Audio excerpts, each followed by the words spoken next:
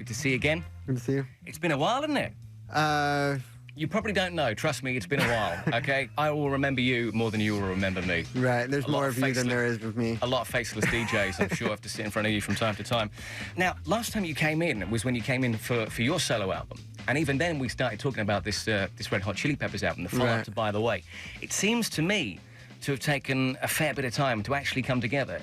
Is that right? Well, it's like even now, like, I'm starting to put our next album together in my head, you know, and I think that's all I was doing at that time. If I was here for my solo album talking about this album was a mere abstraction in my brain. It wasn't anything clear at all.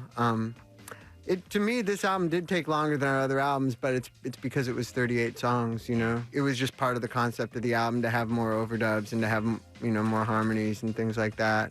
But no, I didn't feel like it took long considering the music that we were making. This album, and to a large degree, the last one, I mean, John Frusciante was the lifeblood running through the music. Never have you, or I think your influences, been so clear to hear in a Red Hot Chili Peppers album. In reality, did you feel that this session was you at the very top of your game? No, not at all. I mean, looking back, listening to it, I think it's the best playing that I've done, and I think the songs are the best the band's written.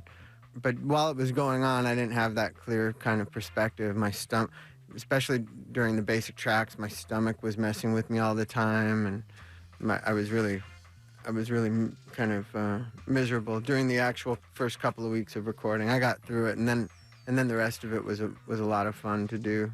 How would you compare the recording process of Blood Sugar Magik to Stadium Arcadum? Same band, same producer, same house. Was it noticeable how much you guys had changed as artists, as people, over those 15 years? I don't know. I feel like the change has more to do with the media's perception of it. You know, when people talk about like me and having more to do with this album, that's just a misconception, you know. For me, like, I don't have any more to do with this album than I have with any of the other albums that I've done with the band. It's just that the public tends to give Flea and Anthony more credit than they deserve for other albums, and they give me more credit than I deserve for this album. It's like we've all been equals on all the albums that I've done with the band, you know, especially starting with Blood Sugar. And the process isn't really that different. I put more into it now than I put into it then. That's a big difference. But like, as far as people thinking, because the guitar solos are like, because there's a lot of guitar solos that it's my album is just false. Is that why you still feel it necessary to release your solo material, where it is just purely your work, your lyrics, your melody? It's easier for me to do solo records because I don't have to consider anybody else's opinion, you know, and there is a great, you know, amount of relaxation. My friend Omar Rodriguez in the Mars Volta, he has a band where he doesn't have to listen to what anybody says. He does exactly what he wants to do, and they're basically like, they're members of his group, you know. Yeah. And almost like, session musicians, maybe. Not, you know, they put more expression into it than that, and they're responsible for a lot. But when it comes down to it, he doesn't have to consider what they think about the mix or about his overdubs or anything like that, you know. In my band, like, I've got to think of them, and I actually appreciate that. It pushes me to try to be really good and really concise and come from a really pure place, you know, because when I'm spending all that time, like, you know, doing overdubs and doing solos and doing harmonies, I have to be thinking about what the other guys are going to think of it, and am I staying true to what we originally created when we were at rehearsal, you know? And sometimes when I'm in the middle of it, I get to a point sometimes where I despise that pressure, but when I look back on it, it's like, of course, that's the only reason the album came out as perfect as it does, you know? Whereas with my albums are more of a learning experience for me because I'm just doing whatever I want, you know? Well, listen, we've got to play something from the album, so let's take 5. We'll chat more in a moment. First, though, this will be the second single from Stadium Arcadum. What do you prefer? Do you prefer sort of playing live on stage, or do you prefer sort of burying yourself away and locking yourself away in the studio? Which are you more comfortable with? I feel very comfortable doing both. I feel like I was born to be a musician, and it's just what I'm cut out to do, you know? It's not one or the other. I used to think I liked being in the studio more, but I was dealing with a lot more sort of wild, evil, negative forces this time in the studio, and it served the music really well, but I'm happy to be like out in the world now. Now, already, and I've read quite a lot of interviews with you in the last few weeks in the build-up to Stadium Arcadum, already you appear to have made sort of plans for life after the band. I get the impression that Flea and Anthony would probably go on being in the Red Hot Chili Peppers until they drop down dead. For you, I don't get the impression you've got any plans to sort of do a Keith Richards.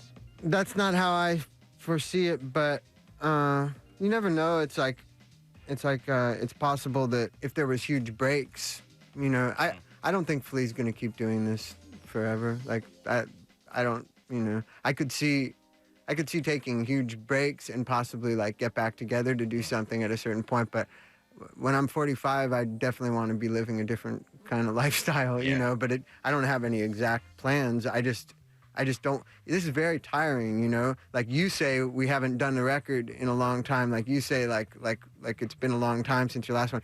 We've been working our heads off since you know, for the last 7 years. You know, we took 1 6-month break in between the tour for By the Way and making this record, but that was the most time we've had off in the whole 7 years. And during that time, I ended up making a bunch of solo records, so it wasn't really time off for me. And I just live a very constant work all the time. And so a guy like me who likes his meditation and likes his quiet time and stuff, and likes his practice and study and reading and educating myself, like I just don't want. I can't keep doing this forever, you know. Like I can understand why. It's very tiring. It's a full-time job, you know. For me, I don't like wake up at 9 and get off work at 5. I live this job all day long, every day, you know. I'm always working to make my guitar playing the best it can be, to be able to to write as many songs as I can, to bring in as many ideas as I can to rehearsal, to be the best I can be on stage, to be in perfect, you know, physical condition so I can do what we do live. I don't think any of us can keep this up forever. I don't know. You must have asked Anthony, and he said he would do this till he's 60. Is that what happened? Yeah, pretty much. Yeah, because you know, at a certain point, it would have to have much more time off. Like, I could see still doing it when I'm older, if that was what was going on, you know. But to just keep going relentlessly at the pace that we've been going, I'll have enough of it at a certain point, for sure. Now, since I last saw you, Anthony, good idea or not, decided to release the book Scar Tissue. Some would say, some might argue, that John Frusciante's story is even more interesting and even better tale to tell, although I get the impression that you have really no desire to put pen to paper. Have you ever been tempted to tell your side of the story or your life? There's been an inward life that's much more interesting than if I wrote about the outward things that happen. And if I could ever figure out a way to write the things that I've gone through inwardly, that explain how a guy who, you know, who gives up like the art form that he's good at and is able to, you know, to go through what I went through and come back from it, that can only be explained by what happened inwardly. And I don't know how to put that on paper, but I'm working at it. And if I ever figure it out one day, I would like to tell that story. But it's a story that really doesn't have anything to do with drugs and sex and all that stuff. So I don't think it would be much interest to the public. Listen, man, always good to see you. Thank you for your time. Before you go, I'm going to play one more track from the album. This, I believe, is going to be the 4th single from Stadium Arcadum. It's the Red Hot Chili Peppers, and it's Snow. John, thank you very much. Thank you.